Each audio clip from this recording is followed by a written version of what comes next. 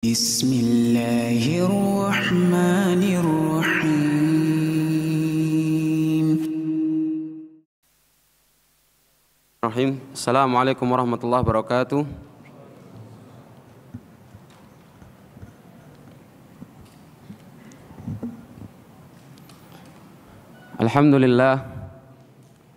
Alhamdulillahi rabbil alamin. Wabihi nasta'inu ala umuri dunya waddin. Wassalatu wassalamu ala ashrafil anbiya'i wal mursalin, nabiyyina Muhammad wa ala alihi wa sahabatihi ajma'in, wa man tabi'a bihadihi ila yaumiddin, wa sallama tasliman katsira. Ahibati fillah, ma'asyiral muslimin wal muslimat rahimani Allah wa iyyakum. Pada pertemuan yang sebelumnya kita sudah mempelajari tentang nasab Nabi sallallahu alaihi wasallam, di mana beliau berasal dari keluarga yang begitu mulia. Beliau adalah Muhammad ibn Abdullah ibn Abdul Muttalib ibn Hashim bin Abdi Manaf bin Qusay bin Kilab bin Murrah bin Ka'ab bin Lu'ay bin Ghalib bin Fihr ibn Malik ibn Nadhr ibn Kinanah ibn Khuzaimah ibn Mudrikah ibn Ilyas ibn Mudar ibn Nizar ibn Ma'ad ibn Adnan. Dan telah kita pelajari bahwa nama asli dari Abdul Muttalib adalah Syaibatul Hamd. Adapun kakek beliau berikutnya yang bernama Hashim, nama aslinya adalah Amr. Kakek beliau Abdu Manaf, nama aslinya adalah Al-Mughirah. Dan pada pertemuan yang lalu ada salah satu ikhwah yang mengingatkan saya bahwa nama asli dari Qusay adalah Zaid. Nama asli dari Qusay adalah Zaid. Kemudian kita juga telah mempelajari tentang kisah Abrahah, Ashabil Fil, Abrahah dan juga pasukannya, bagaimana dia ingin menghancurkan Ka'bah karena iri dengan apa yang dilakukan manusia, yang mana mereka setiap tahunnya senantiasa berhaji ke Baitullahil Haram, ke Mekkah.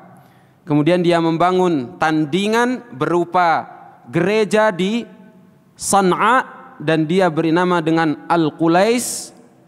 Kemudian ada seorang dari Bani Kinanah yang mengotori Qulais, sehingga kemudian Abrahah menuju Mekkah untuk menghancurkan Ka'bah.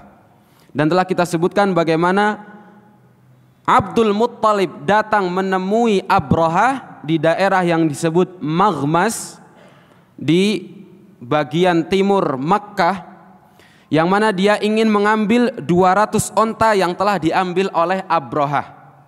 Padahal Abrahah datang untuk menghancurkan Ka'bah, Baitullahil Muharram atau Baitullahil Haram. Pada kisah ini, pada kisah Ashabil Fil, terdapat beberapa pelajaran yang dapat kita ambil. Di antara pelajaran-pelajaran tersebut adalah yang pertama, haibati fillah azallahu wa iyyakum, pelajaran pertama yang dapat kita ambil dari kisah Ashabil Fil, Allah Subhanahu wa taala ingin menampakkan betapa agungnya kabilah Quraisy di hadapan para kabilah-kabilah lainnya, karena di Jaziratul Arab itu banyak terdapat kabilah-kabilah dan mereka itu tidak berada pada satu kesatuan. Akan tetapi mereka terpecah belah. Mereka terpecah belah menjadi kabilah-kabilah. Dan secara hukum pun antara satu kabilah dengan kabilah yang lain saling berseteru, saling bermusuhan. Kemudian ketika Allah Subhanahu wa taala memberikan kemuliaan kepada Quraisy, sehingga selanjutnya Quraisy itu menjadi panutan bagi kabilah-kabilah Arab lainnya. Dan ketika Nabi Shallallahu Alaihi Wasallam diutus Allah Subhanahu Wa Taala, utus Nabi Shallallahu Alaihi Wasallam dari kabilah Quraisy, maka tidak ada satu orang Arab pun yang dapat mencela kemuliaan nasab beliau Shallallahu Alaihi Wasallam, karena Nabi Shallallahu Alaihi Wasallam murni mendakwahkan Islam ini kepada Allah Subhanahu Wa Taala, mengajak manusia untuk menuju Allah Subhanahu Wa Taala, bukan mencari kemuliaan dengan mendakwahkan Islam ini.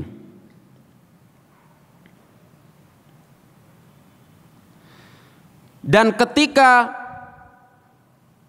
Nabi Shallallahu Alaihi Wasallam berasal dari kabilah Quraisy, kemudian kabilah Quraisy itu berhasil takluk dari Nabi Shallallahu Alaihi Wasallam, mereka masuk ke dalam agama Islam, maka akan mudah bagi kabilah-kabilah lainnya berikutnya untuk menuju agama Islam. Ini terbukti ketika terjadi Fathu Makkah. Insya Allah kita akan pelajari nanti. Pada saat Fathu Makkah, ketika Nabi SAW berhasil menaklukkan Makkah, berhasil menaklukkan Quraisy, setelah itu, setelah para pembesar-pembesar kabilah Quraisy pada saat Fathu Makkah masuk ke dalam agama Islam, kemudian berbagai utusan dari kabilah-kabilah di seluruh Jaziratul Arab berdatangan menuju Nabi SAW untuk berbondong-bondong masuk ke dalam agama Islam, sehingga Allah Subhanahu wa taala menurunkan ayat idza jaa nasrullahi wal fath wa ra'aitan nasa yadkhuluna fi dinillahi afwaja, berbondong-bondong. Masing-masing kabilah mengirimkan utusan menuju Nabi SAW, menyatakan diri bahwa mereka masuk ke dalam agama Islam, mengikuti Nabi SAW. Pelajaran berikutnya yang dapat kita ambil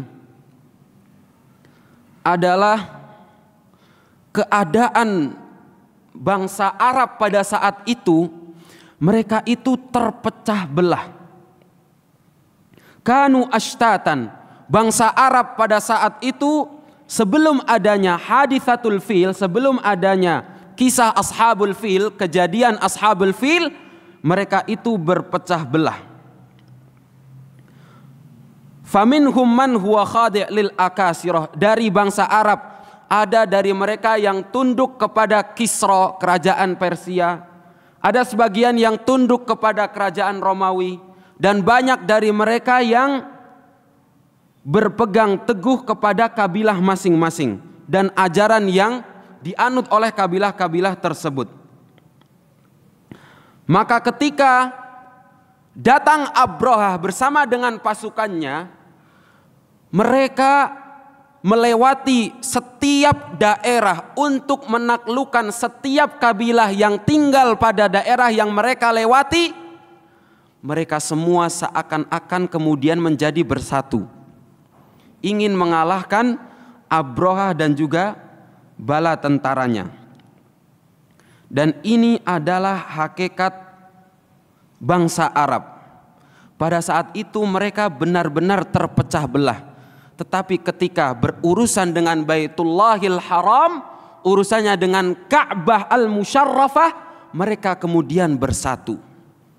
Maka Allah Subhanahu wa taala kemudian memberikan pertolongan kepada mereka dengan membinasakan Abrahah dan juga bala tentaranya. Allah Subhanahu wa taala tidak menolong mereka kafir Quraisy atau kufar Quraisy dan juga bangsa-bangsa Arab yang lain karena mereka adalah orang Arab. Akan tetapi Allah Subhanahu wa taala menolong mereka semua karena mereka hendak membela rumah Allah Subhanahu wa taala.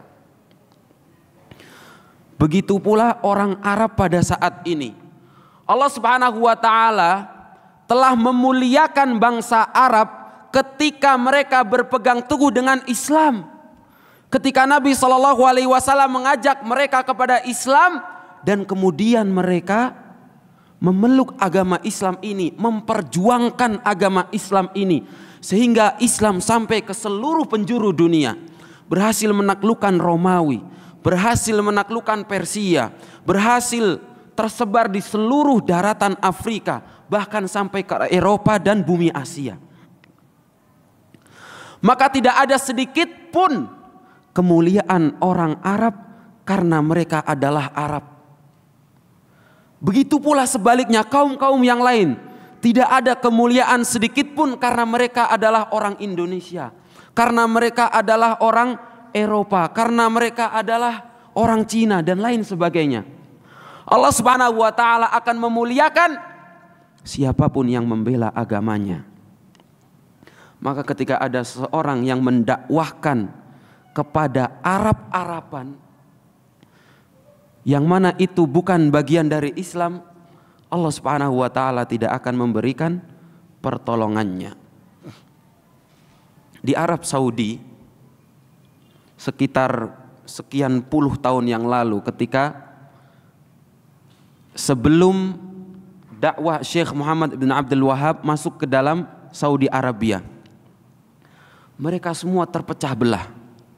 Kabilah-kabilah, sebagian di bawah pemerintahan Ashraf, Turki Utsmani, dan juga sebagian dari kabilah-kabilah lainnya.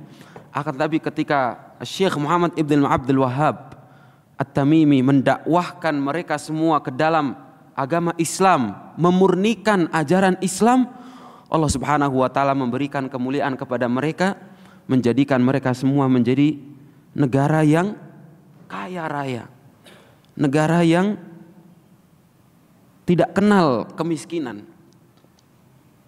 Salah seorang di Arab sana bercerita kepada saya, dulu kata beliau adalah orang TKI yang lahir di sana, orang tuanya sudah dari dulu di sana. Kata beliau, dulu Mas, ketika orang tua saya datang ke sini, orang tua saya yang cerita kepada saya, jamaah-jamaah haji, jamaah-jamaah umroh, ketika mereka datang ke Saudi melaksanakan ibadah haji ataupun umroh, mereka itu bersedekah kepada penduduk Mekah. Mereka bersedekah kepada penduduk Madinah.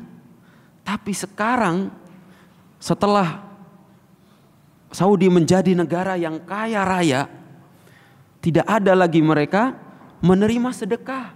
Bahkan sebaliknya, antum semua akan lihat ketika antum pergi melaksanakan ibadah umroh ataupun ibadah haji, orang-orang Arab Saudi begitu jawad, begitu dermawan, membagikan makanan, membagikan minuman, sebagian membagikan uang. Tidak ada orang Saudi yang minta-minta, tidak ada. Dan saya pernah ngobrol dengan salah satu dosen saya pernah celetuk, saya bilang, Syekh, Masya Allah Saudi ini setelah Allah kasih minyak, kemudian menjadi negara yang kaya dan lain sebagainya. Kata beliau, kalla abadan. Allah Subhanahu wa taala tidak memuliakan Saudi ini karena mereka mendapatkan minyak, kata beliau. Tapi Allah Subhanahu wa taala memuliakan Saudi ini karena mereka menegakkan agama Allah. Dan Allah Subhanahu wa taala memiliki banyak cara untuk memuliakan seseorang ataupun menghinakan orang yang lain. Minyak ini hanya salah satu cara. Allah Subhanahu wa taala memiliki banyak cara-cara yang lain untuk memuliakan sebuah kaum selama mereka mau menjalankan syariat Allah, menegakkan agama Allah Subhanahu wa taala. Allah Subhanahu wa taala mengatakan, "Walau anna ahlal qura amanu wattaqau lafatahna 'alaihim barakatin minas sama'i wal ard." Seandainya penduduk sebuah negeri mereka beriman dan bertakwa kepada Allah Subhanahu wa taala, niscaya Allah Subhanahu wa taala akan bukakan untuk mereka keberkahan, baik itu dari langit maupun dari bumi. Ma'asyiral muslimin wal muslimat rahimanallahu wa iyyakum.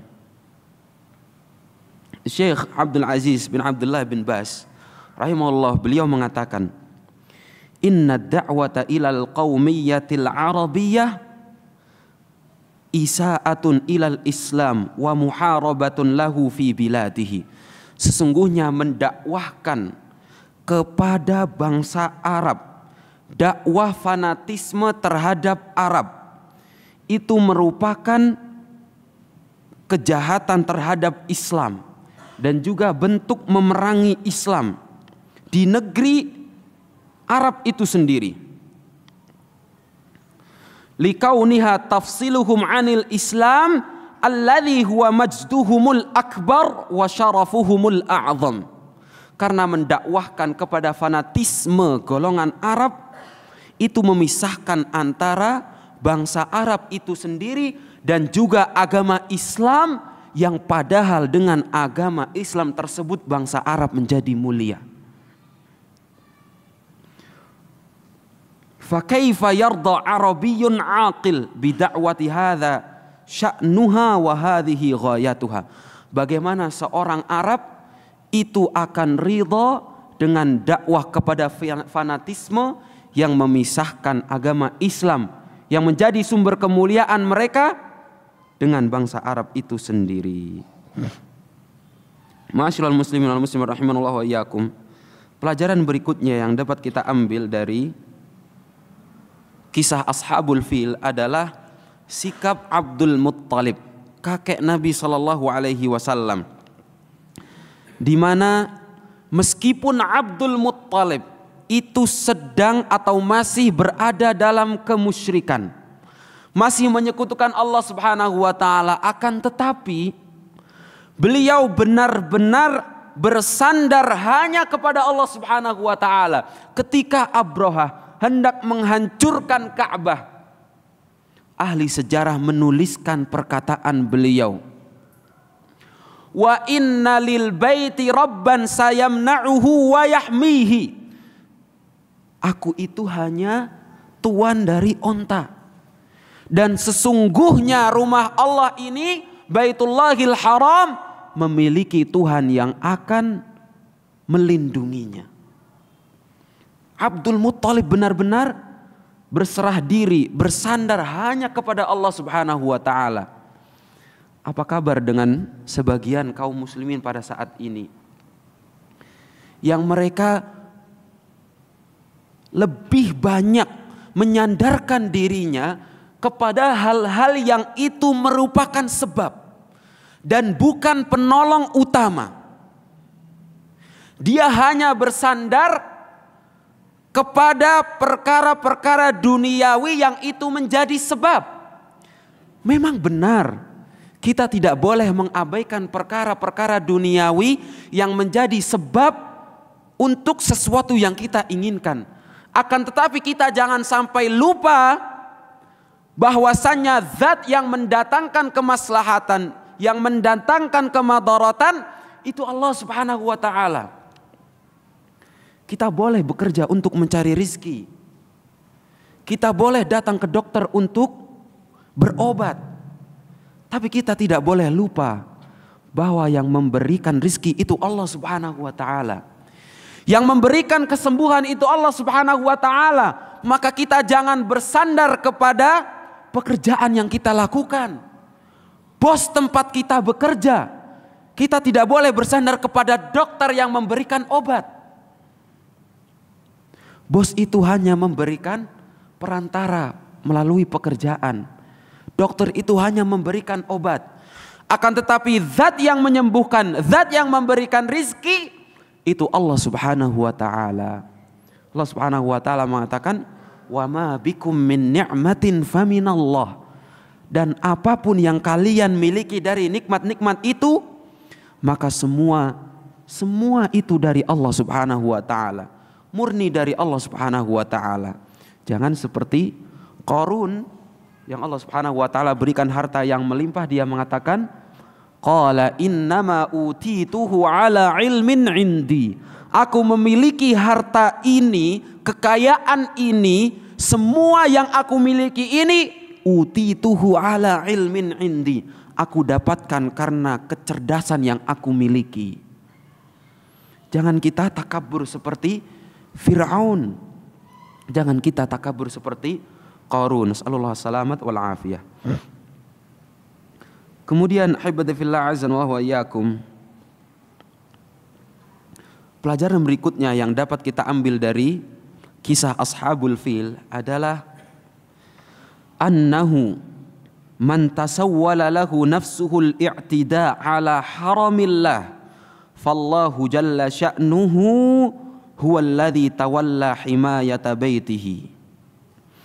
Bahwasannya ketika ada orang yang hendak menghancurkan Baitullahil Haram, rumah Allah Subhanahu wa taala yang telah Allah Subhanahu wa taala sucikan, maka Allah Subhanahu wa taala sendiri yang akan memerangi orang tersebut. Maka berhati-hatilah kita ketika kita melawan sesuatu yang itu merupakan kemuliaan Allah Subhanahu wa taala. Baitullahil Haram. Jangan sampai kita menodai kesucian rumah-rumah Allah. Orang-orang yang Allah Subhanahu wa taala cintai, para ulama, para orang-orang yang Allah Subhanahu wa taala muliakan, jangan sampai kita menodai mereka. Nabi SAW, para sahabat, para ulama, para ahli ilmu, jangan sampai kita menodai kesucian mereka, melukai kehormatan mereka. Bahkan syariat Allah Subhanahu wa taala, jangan sampai kita berani mencela syariat Allah Subhanahu wa taala. Seseorang yang masih saja bermuamalah dengan riba, Allah Subhanahu wa taala mengatakan fa'dhanu biharbin minallahi wa rasulih. Maka umumkanlah genderang perang dari Allah Subhanahu wa taala dan Rasulnya. Dalam hadis qudsi Allah juga mengatakan, man adali waliyan, barang siapa yang memusuhi waliku, barang siapa yang memusuhi orang yang aku cintai, faqad adzantuhu bil harb, aku telah mengumumkan perang kepada orang tersebut. Maka hendaknya kita menjaga kehormatan Allah Subhanahu wa taala dan juga menjaga kemuliaan sesuatu yang Allah Subhanahu wa taala muliakan. Ma'asyiral muslimin rahimanallahu wa iyyakum, pelajaran berikutnya yang dapat kita ambil dari kisah Ashabul Fil adalah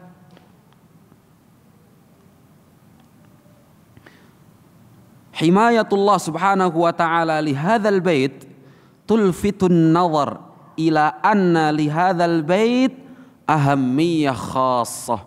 Penjagaan Allah Subhanahu wa ta'ala kepada Baitullahil Haram menunjukkan bahwasannya Baitullahil Haram itu memiliki keistimewaan yang khusus.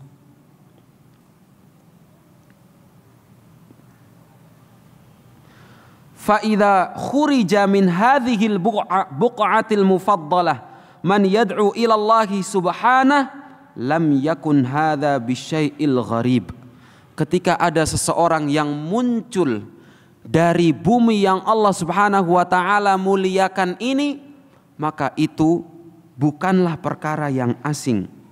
إِذْ هِيَ أَرْضٌ تَوَلَّى اللَّهُ سُبْحَانَهُ وَتَعَالَى حِمَايَتَهُ. Karena bumi ini, Baitullahil Haram, merupakan bumi yang Allah Subhanahu wa taala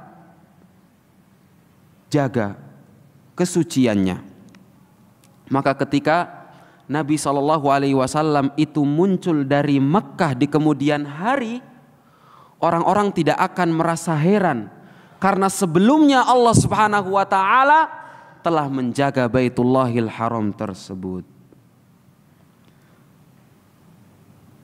Masih ada banyak lagi pelajaran-pelajaran yang dapat kita ambil, akan tetapi mungkin kita cukupkan pelajaran tersebut sampai di sini terlebih dahulu dan kita lanjutkan kepada pembahasan tentang kelahiran Nabi sallallahu alaihi wasallam. Ma'asyiral muslimin wal muslimat rahimanallah wa iyyakum. Nabi sallallahu alaihi wasallam lahir dari ayahanda dan juga ibunda yang mulia, yang mana ayah beliau adalah Abdullah ibn Abdul Muttalib, orang yang sangat dicintai oleh kakeknya Abdul Muttalib, kakek Nabi Shallallahu Alaihi Wasallam. Sampai pada saat Abdullah lahir, Abdul Muttalib bernazar untuk menyembelih Abdullah. Akan tetapi kemudian ketika Abdul Muttalib itu begitu menyayangi Abdullah, Abdul Muttalib enggan untuk menyembelih Abdullah. Padahal seseorang menyembelih anaknya sendiri pada masa jahiliyah itu sesuatu yang biasa, bukan sesuatu yang asing. Tapi karena Abdullah itu merupakan anak kesayangan Abdul Muttalib, maka Abdul Muttalib enggan menyembelihnya. Sehingga Abdul Muttalib kemudian mengundi, apabila yang keluar itu nama Abdullah, maka dia masih dalam nazarnya. Akan tetapi ketika yang keluar dari undian tersebut adalah onta, maka kemudian dia akan menyembelih onta. Begitu keluar ternyata nama Abdullah, mengundi lagi. Begitu keluar nama Abdullah, mengundi lagi, sampai Abdul Muttalib 10 kali keluar, sehingga ia kemudian menyembelih 100 ekor onta. Pada kocokan yang ke-11 baru kemudian keluar onta, sehingga Abdul Muttalib menyembelih 100 ekor onta sebagai ganti dari menyembelih Abdullah. Maka dalam sebuah riwayat Nabi SAW pernah mengatakan, wa ana ibnu dzabihaini, aku adalah keturunan dari 2 orang yang hampir disembelih. Yang beliau SAW maksudkan adalah yang pertama yaitu Ismail alaihi salam, ketika Ibrahim alaihi salam Allah Subhanahu wa taala wahyukan untuk menyembelih putranya yaitu Ismail, kemudian Allah Subhanahu wa taala gantikan dengan seekor kambing, seekor domba yang begitu besar. Kemudian yang kedua adalah ayahanda beliau sendiri yaitu Abdullah, di mana kemudian Allah Subhanahu wa taala gantikan dengan 100 ekor onta. Adapun ibunda beliau yaitu Aminah bintu Wahab. Nabi Shallallahu Alaihi Wasallam tidak sempat melihat wajah ayahanda beliau, karena Abdullah bin Abdul Muttalib ketika istrinya yaitu Aminah sedang mengandung Nabi Shallallahu Alaihi Wasallam, Abdullah berangkat bersama dengan kafilah dagang Quraisy yang menuju ke negeri Syam. Kemudian ketika hendak kembali menuju Makkah, Abdullah singgah di Madinah, di mana disitulah paman-paman beliau. Maka ketika beliau singgah di Madinah, beliau mendapati sakit yang begitu keras sehingga beliau meninggal di Madinah. Dan kafilah dagang Quraisy pun kembali ke Mekah dengan membawa kabar duka kematian Abdullah bin Abdul Muttalib. Adapun ibunda beliau Aminah bintu Wahab, maka beliau sallallahu alaihi wasallam pun kehilangan ibunya ketika beliau masih kecil.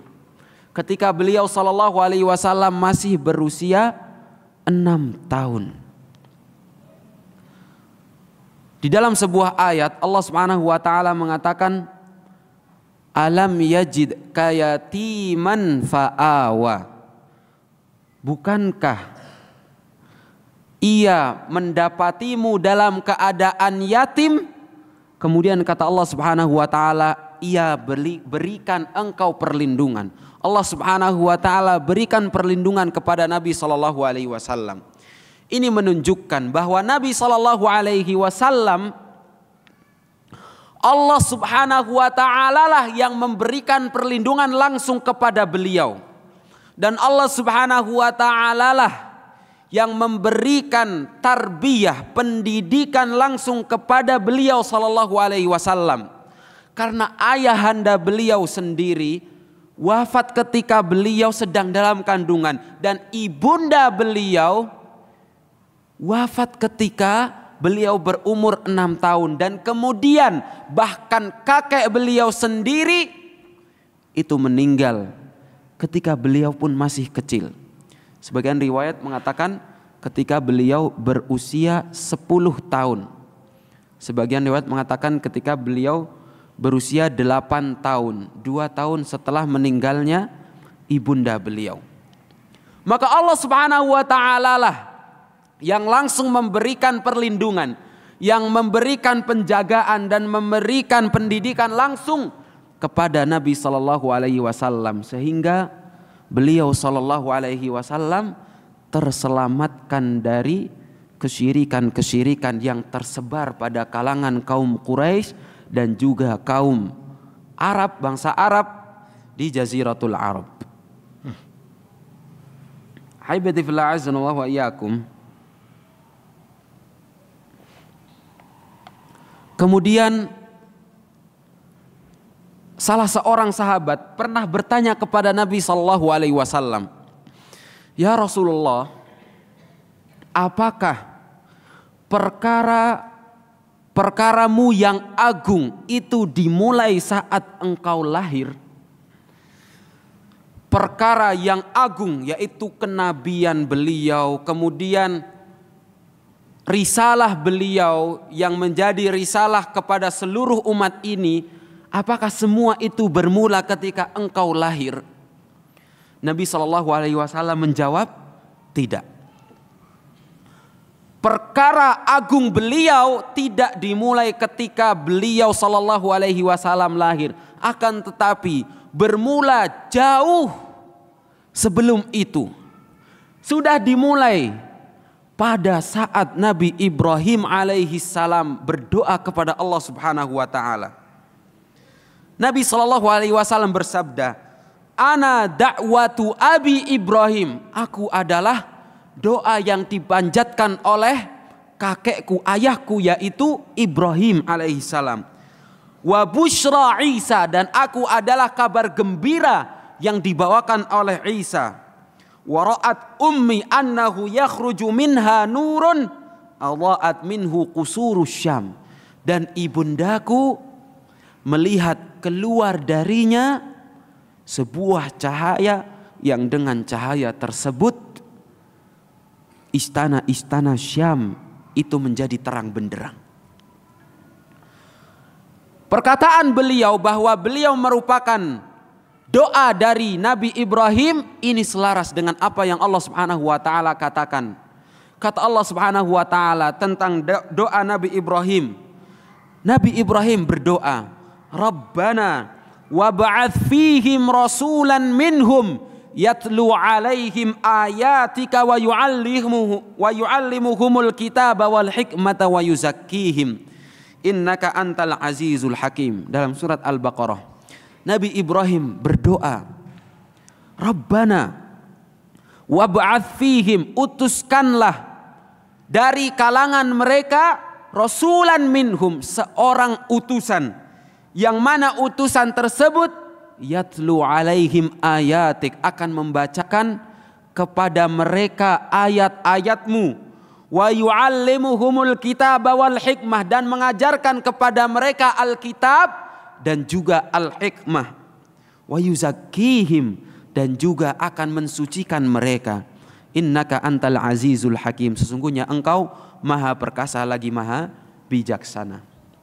Kemudian perkataan beliau bahwa beliau merupakan kabar gembira yang dibawakan oleh Isa, ini selaras dengan firman Allah Subhanahu wa taala dalam surat As-Saff.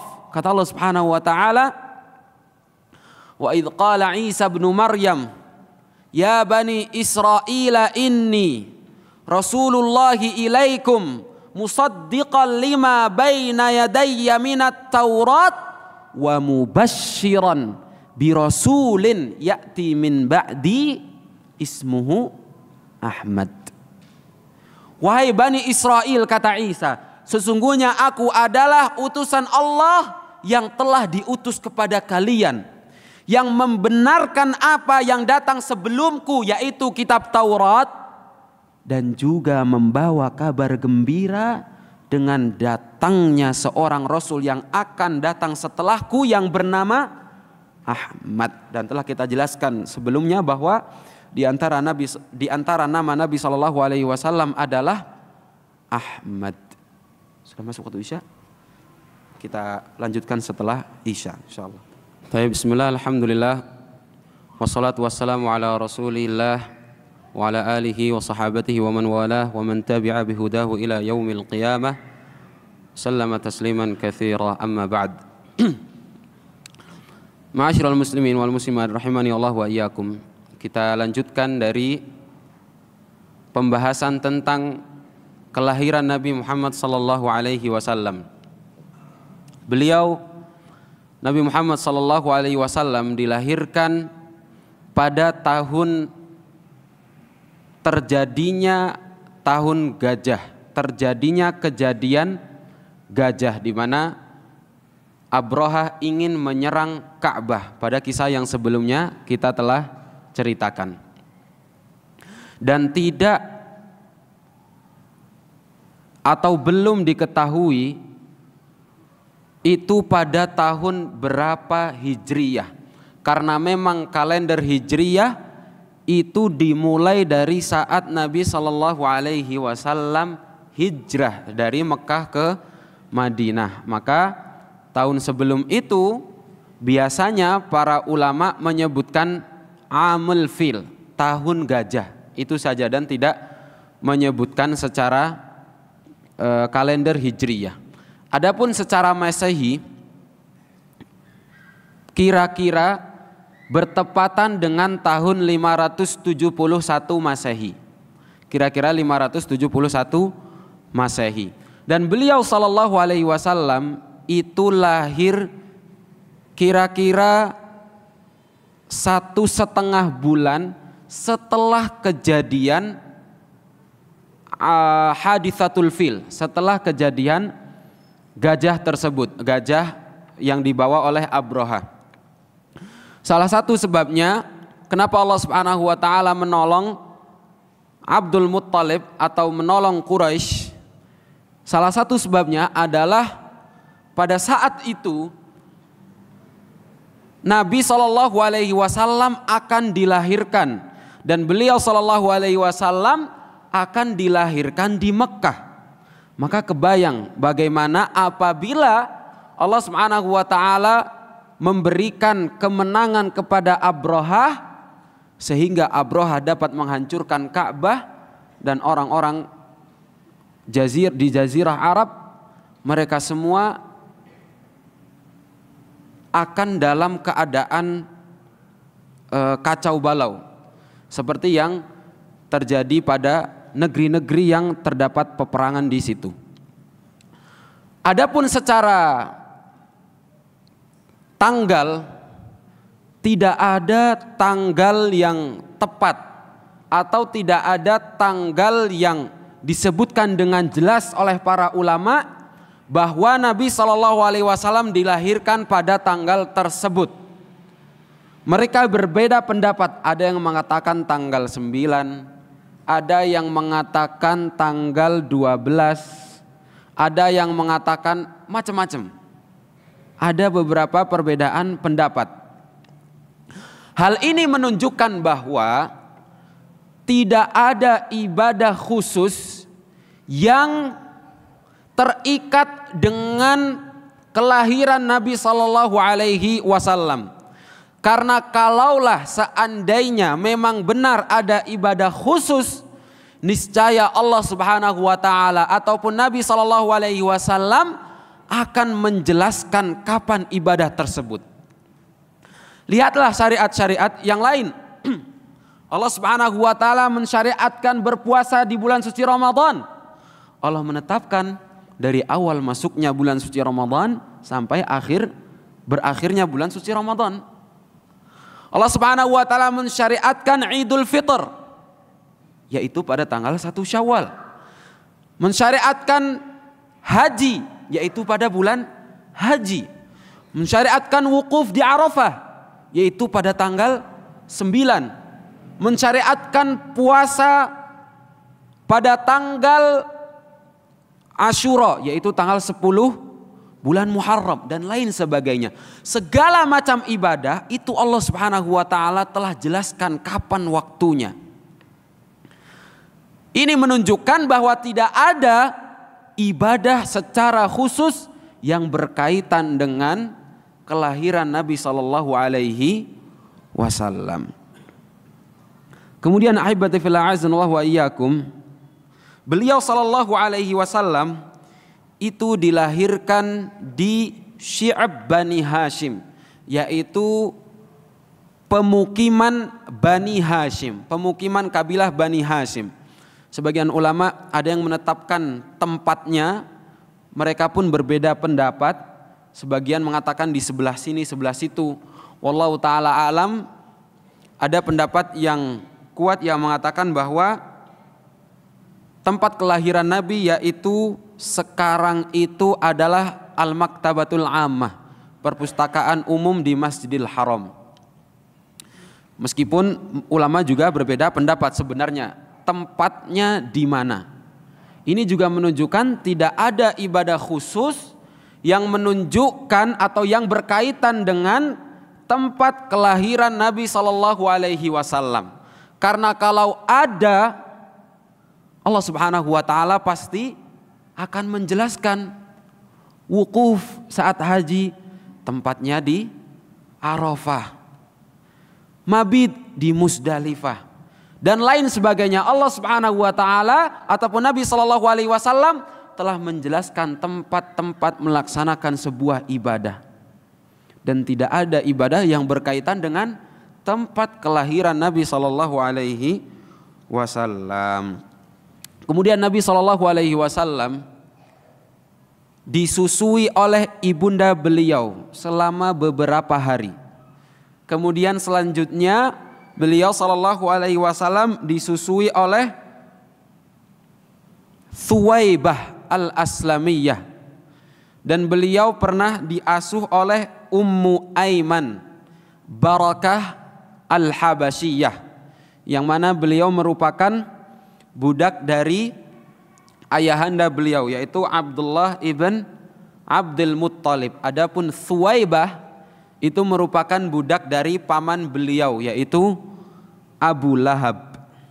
Kemudian berikutnya beliau sallallahu alaihi wasallam disusui oleh Halimah dari kabilah Bani Sa'ad bin Bakr atau dikenal dengan Halimah As-Sa'diyah. Ceritanya begitu masyhur ketika Nabi sallallahu alaihi wasallam masih bayi, di antara kebiasaan orang-orang Arab, orang-orang Mekah pada saat itu adalah memberikan putra-putri mereka yang masih kecil, yang masih bayi, kepada para penduduk pinggiran agar mereka dibawa oleh penduduk pinggiran ini dan tumbuh besar di sana.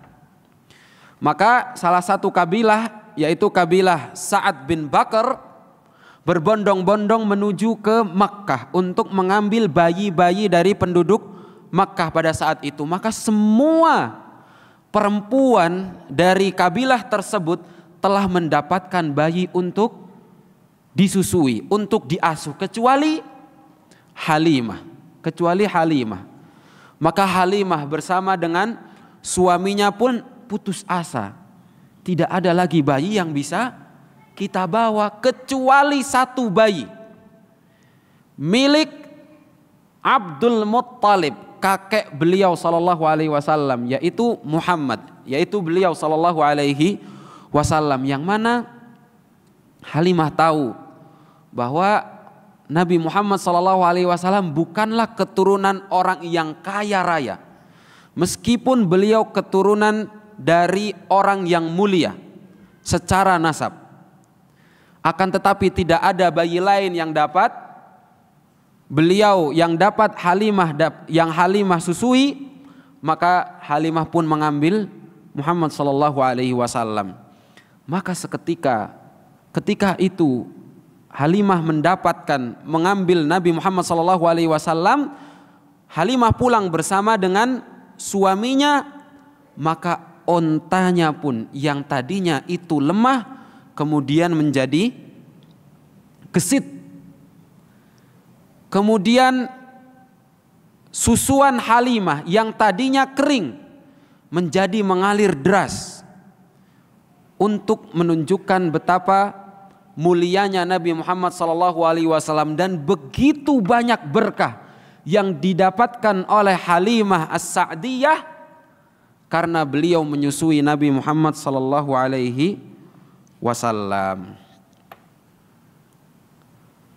Kemudian Nabi SAW ketika beliau hidup bersama dengan Halimah, terjadi kejadian yang cukup aneh bagi manusia, yaitu haditsatu syaqqis sadr, kejadian dibelahnya dada Nabi SAW. Ketika itu beliau sedang bermain-main dengan kawan-kawan beliau, datang malaikat Jibril mengambil beliau, kemudian membelah dada beliau, selanjutnya mengeluarkan kotoran yang ada pada hati beliau, dan malaikat Jibril mensucikannya, membasuhnya dengan air Zam-Zam, kemudian mengembalikan hati beliau dan menutup rapat kembali dada beliau SAW. Teman-temannya pun ketika melihat kejadian tersebut, mereka semua kabur. Mereka melaporkan kepada ibunda mereka bahwa inna Muhammadan qad qutil, sungguhnya Muhammad itu telah terbunuh. Karena mereka tidak tahu apa yang terjadi dengan Nabi SAW. Yang mereka tahu bahwa Nabi SAW itu dadanya dibelah. Maka yang mereka pahami bahwa Muhammad itu telah terbunuh. Akan tetapi sesungguhnya Nabi Muhammad SAW tidaklah dibunuh, melainkan Allah Subhanahu wa taala mensucikan hati beliau dari segala bentuk kotoran. Kemudian Halimah karena takut akan kejadian tersebut, Halimah pun mengembalikan Nabi Muhammad SAW kepada Abdul Muttalib, kepada kakek beliau. Ini adalah kejadian syaqqus sadr, kejadian dibelahnya dada Nabi SAW. Nabi SAW itu tumbuh sebagai seorang yang yatim ketika beliau dalam kandungan ibundanya, dan menjadi piatu ketika beliau berumur atau berusia 6 tahun. Salah satu pelajaran atau di antara pelajaran yang dapat kita ambil dari kejadian tersebut adalah anna fi nash'atin Nabi sallallahu alaihi wasallam yatiman yaj'aluhu aktsara ihsasan bil ma'anil insaniyatin nabilah. Ini membuat Nabi sallallahu alaihi wasallam lebih peka terhadap sisi atau makna-makna kemanusiaan. Karena seseorang yang tumbuh dalam keadaan yatim menunjukkan orang tersebut membutuhkan kasih sayang. Maka niscaya ketika beliau dewasa, beliau akan lebih menyayangi orang lain. Karena sahibut tajribah adra biman lam yujarrib. Orang yang pernah merasakan sesuatu itu lebih mengetahui apa yang dirasakan orang yang pada posisi tersebut. Karena Ibnul Aghniya la ilma lahu bi mu'anatil fuqara. Orang-orang yang dilahirkan sebagai anak-anak orang kaya ia mungkin tidak merasakan kesusahan-kesusahan yang dialami oleh orang-orang fakir. Maka ketika Nabi SAW itu berasal dari keluarga ya, bertumbuh sebagai seorang yang yatim, beliau lebih menyayangi sahabat-sahabat beliau yang lemah. Di antara pelajaran lain yang dapat kita ambil adalah bahwa nas'atur Rasul sallallahu alaihi wasallam fi tufulatihil mubakkirah ma'a ummihi lam takun min babis sadfah. Beliau sallallahu alaihi wasallam tumbuh di masa kecil bersama dengan ibunda beliau. Ini bukan hanya sekedar sadfah, bukan sekedar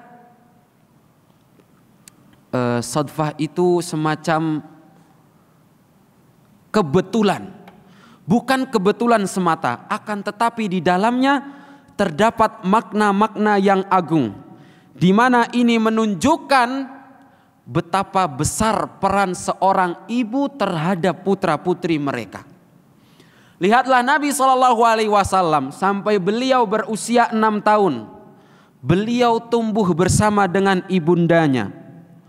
Dan nabi-nabi lain, Ismail alaihi salam, kakek beliau sallallahu alaihi wasallam, juga hidup bersama dengan ibundanya, bersama dengan Hajar.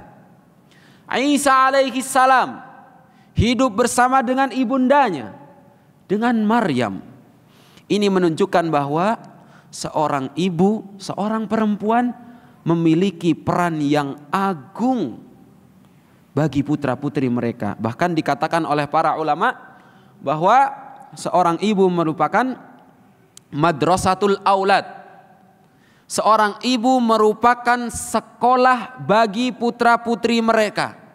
Bahkan sekolah pertama yang didapatkan oleh putra-putri mereka. Maka hendaknya bagi seorang ibu untuk menjadi seorang perempuan yang berilmu, yang dapat mendidik putra-putri mereka dengan baik, sebagaimana mereka berhasil mendidik Ismail alaihi salam, mereka berhasil mendidik Isa alaihi salam, dan juga Nabi sallallahu alaihi wasallam saat beliau masih kecil.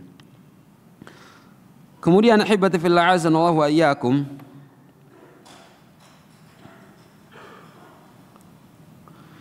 di dalam keyatiman atau keyatim piatuan Nabi Shallallahu Alaihi Wasallam terdapat pelajaran yang besar, yaitu bahwasannya annal ghina warrif'ah wal izzah la alaqata laha bil yatmi atau bil yutmi. Sesungguhnya kecukupan, kekayaan, derajat yang tinggi dan juga kemuliaan tidak ada hubungannya dengan keyatiman. Fakam min fardin yata'allaqu bil aulad wa mustaqbalil aulad. Betapa banyak orang yang bergantung dengan putra-putri mereka dan juga masa depan putra-putri mereka tersebut.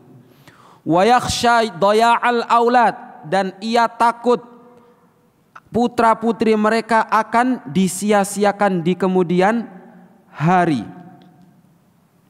Mereka berdalih bahwasannya Nabi SAW pernah bersabda, innaka antada'a ahlaka bi khairin khairun min antada'ahum alatan yatakaffafunan nas. Sesungguhnya engkau meninggalkan harta kepada anak cucu keturunanmu itu lebih baik daripada engkau tinggalkan mereka tidak memiliki apa-apa. Padahal keyatiman itu bukan jaminan seseorang akan menjadi hina. Keyatiman bukan jaminan seseorang menjadi fakir. Keyatiman bukan jaminan seorang anak akan tersia-siakan. Lihatlah Nabi SAW, meskipun beliau seorang yang yatim, akan tetapi beliau menjadi pribadi yang mulia, menjadi pribadi yang agung. Karena Allah Subhanahu wa taala telah menuliskan rizki seseorang, menjamin rizki seseorang akan sempurna sebelum ia menjemput ajalnya. Allah Subhanahu wa taala telah menuliskan rizki seseorang ketika ia berada dalam kandungan ibunya dalam usia 4 bulan. Dan Allah Subhanahu wa taala tidak akan mencabut nyawa seseorang sampai Allah Subhanahu wa taala sempurnakan rizkinya. Maka kembali ke pelajaran di awal yang kita ambil, bahwa seseorang tidak boleh bergantung hanya kepada sebab-sebab duniawi. Hendaknya dia bergantung hanya kepada Allah Subhanahu wa taala. Allah Subhanahu wa taala mengatakan, wa 'alallahi fatawakkalu in kuntum mu'minin. Kalaulah kalian benar-benar beriman, maka hendaknya kalian hanya kepada Allah Subhanahu wa taala bertawakal. Haibati fillah azanallahu wa iyyakum. Selanjutnya kita akan masuk kepada pembahasan tentang bagaimana Nabi SAW terjaga dari keadaan buruk yang ada pada kufar jahiliyah. Bagaimana Allah Subhanahu wa taala menjaga Nabi SAW dari buruknya keadaan kaum jahiliyah pada masa itu. Himayatullah Subhanahu wa taala lin Nabi sallallahu alaihi wasallam. Famin dzalik anna Allah Subhanahu wa taala sanahu an syirkil jahiliyah wa ibadatil asnam. Allah Subhanahu wa taala menjaga Nabi sallallahu alaihi wasallam dari kesyirikan yang ada pada kaum jahiliyah dan juga dari menyembah berhala. Meskipun pada saat itu kebiasaan, adat ataupun syariat menyembah berhala begitu tersebar luas pada bangsa Arab, bahkan termasuk kakek beliau sendiri, bahkan termasuk paman beliau sendiri yang beliau sallallahu alaihi wasallam hidup bersama mereka. Akan tetapi Allah Subhanahu wa taala memuliakan Nabi sallallahu alaihi wasallam dengan menjaga beliau dari kesyirikan-kesyirikan jahiliyah. Beliau sallallahu alaihi wasallam pernah mengatakan kepada istri beliau Khadijah, "Ai Khadijah, wallahi la a'budul Lata walal Uzza." Wahai Khadijah, demi Allah sesungguhnya aku tidak pernah menyembah Al-Lat dan juga tidak pernah menyembah Al-Uzza, patung-patung milik kuffar Quraisy, milik orang-orang kafir Quraisy. Allah Subhanahu wa taala juga menjaga Nabi sallallahu alaihi wasallam dari khamr dan juga dari daging binatang sesembelihan yang disembelih bukan atas nama Allah Subhanahu wa taala.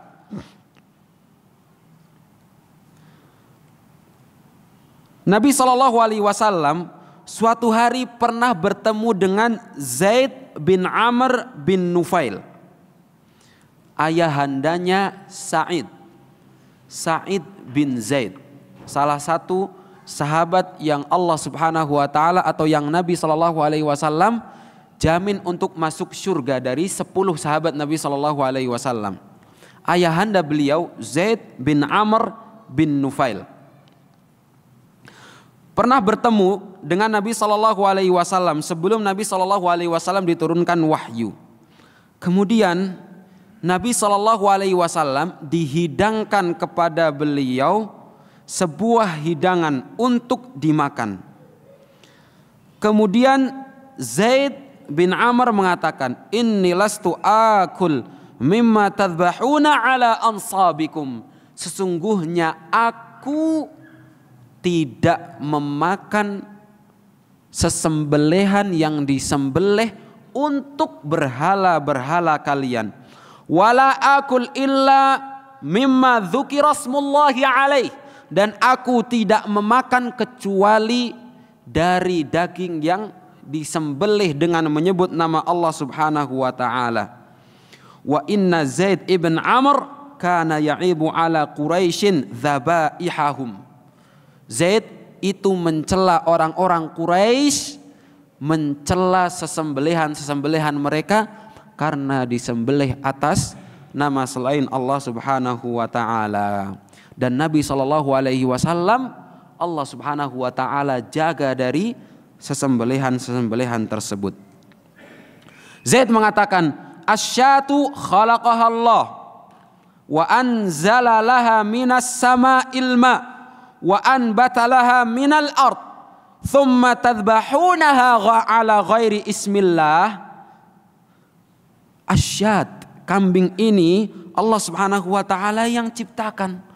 Allah yang turunkan air dari langit untuk dia minum, dan Allah Subhanahu wa taala yang tumbuhkan dari bumi ini untuk dia makan. Kemudian kalian menyembelih kambing tersebut atas nama selain Allah. Ini bentuk pengingkaran Zaid ibn Amr, dan Nabi sallallahu alaihi wasallam telah Allah Subhanahu wa taala selamatkan dari sesembelihan tersebut. Nabi sallallahu alaihi wasallam juga Allah Subhanahu wa taala selamatkan dari minum khamr, yang mana minum khamr sudah menjadi kebiasaan orang Arab pada zaman jahiliyah dan bahkan menjadi kebanggaan orang-orang Arab pada saat itu. Seorang yang minum khamr lebih banyak itu lebih mulia, lebih terhormat, karena dia mampu minum khamr begitu banyak. Allah Subhanahu wa taala selamatkan Nabi sallallahu alaihi wasallam dari perbuatan tersebut. Dan Allah Subhanahu wa taala juga selamatkan Nabi sallallahu alaihi wasallam dari tersingkapnya aurat beliau sallallahu alaihi wasallam. Yang mana pada zaman jahiliyah pada saat itu sebagian orang tawaf mengelilingi Ka'bah itu dalam keadaan arian atau uryanan, dalam keadaan telanjang. Nabi Shallallahu Alaihi Wasallam bukan hanya Allah Subhanahu Wa Taala selamatkan dari tawaf mengelilingi Ka'bah dalam keadaan telanjang, bahkan Allah Subhanahu Wa Taala selamatkan Nabi Shallallahu Alaihi Wasallam dari tersingkapnya aurat beliau. Pada saat Nabi Shallallahu Alaihi Wasallam membangun Ka'bah bersama dengan orang-orang Quraisy, insya Allah akan kita ceritakan pada pertemuan berikutnya dan akan kita ambil pelajaran dari kejadian tersebut. Pernah suatu saat beliau sallallahu alaihi wasallam akan membawa batu. Kemudian ada seorang yang mengatakan kepada Nabi sallallahu alaihi wasallam, yaitu paman beliau Al-Abbas, "Ya Muhammad, jadikan selendangmu itu sebagai alas untuk kamu membawa batu supaya kamu tidak terluka, supaya tidak berat saat menjaga batu." Kemudian Nabi sallallahu alaihi wasallam menatap ke langit karena beliau keberatan dalam membawa batu tersebut, sehingga hampir aurat beliau tersingkap saat membawa batu tersebut. Kemudian beliau menatap ke langit seraya mengatakan, "Izari, izari, fashudda alaihi izaruhu." Selendangku, selendangku. Beliau ingin diambil selendang beliau, dijaga selendang beliau agar aurat beliau tidak tersingkap. Maka Allah Subhanahu wa taala telah menjaga Nabi sallallahu alaihi wasallam dari segala macam keburukan yang ada pada zaman jahiliyah, bahkan aurat beliau sallallahu alaihi wasallam pun Allah Subhanahu wa taala jaga. Ini salah satu bentuk penjagaan Allah Subhanahu wa taala kepada Nabi sallallahu alaihi wasallam. Demikian yang bisa kita bahas pada pertemuan kali ini. Insya Allah pada pertemuan berikutnya kita akan bahas beberapa kejadian-kejadian sebelum diutusnya Nabi Muhammad sallallahu alaihi wasallam. Semoga yang kita pelajari bisa bermanfaat bagi kita semuanya. Allahumma 'allimna ma yanfa'una wanfa'na bima 'allamtana wa zidna 'ilman nafi'an wa 'amalan salihan mutaqabbala. Aqulu qawli hadza wa akhiru da'wana alhamdulillahi rabbil alamin. Sallallahu wasallam baraka ala nabiyina Muhammad wa ala alihi wa sahabatihi ajma'in. Thumma assalamu alaikum warahmatullahi wabarakatuh.